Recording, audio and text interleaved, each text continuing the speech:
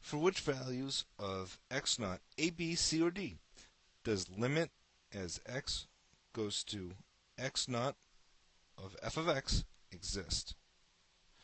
Well, for the point a, we see that as the x values get closer to a from either the left side or from the right side, that the graph approaches this open circle here. The fact that the graph approaches one point, which happens to be an open circle, tells you right away that limit as x goes to a of f of x exists. The actual value for this limit is given to us somewhere over here on the y-axis, but it's not indicated, so the most we can say is that the limit as x goes to a of f of x exists.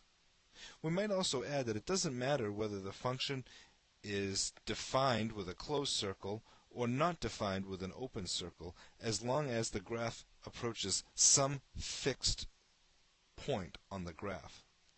Likewise in b, as the x values get closer to b from either the left side or from the right side, they approach this open circle here. That's some fixed point on the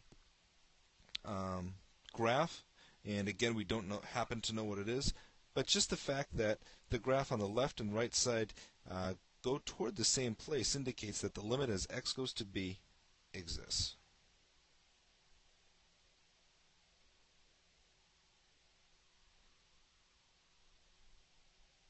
Now for the point C, as the x values get closer to C, well, on the left side you approach one circle, the upper circle, but as the x values approach C from the right side, they approach the lower circle. And that's two different places. So in comparison to at the points A or B, in the point C they approach two different places from the left to the right side, and therefore the limit as x approaches C of f of x does not exist. Sometimes we write DNE for does not exist. Finally, at the point D, we see that as x gets closer to D, say from the left side, that the graph goes up and up and up, and it looks like it continues on indefinitely. So, in a sense, the limit doesn't even exist on one side. Likewise, on the other side, as x gets closer to D from the right, the x values, when they get closer to D, force the graph of the function to go up and up indefinitely. And therefore, we're led to conclude that the limit as x goes to C, to D rather, of f of x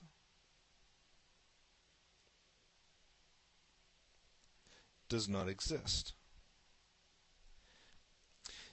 Now, we would like to make one distinction between the point C and D. With the point C, the limit does not exist because it goes to two different places. But in D, they happen to go to the same place. It just happens to be positive infinity. And of course, positive infinity, it's not a real number. But sometimes you will see this, and we will use this actually.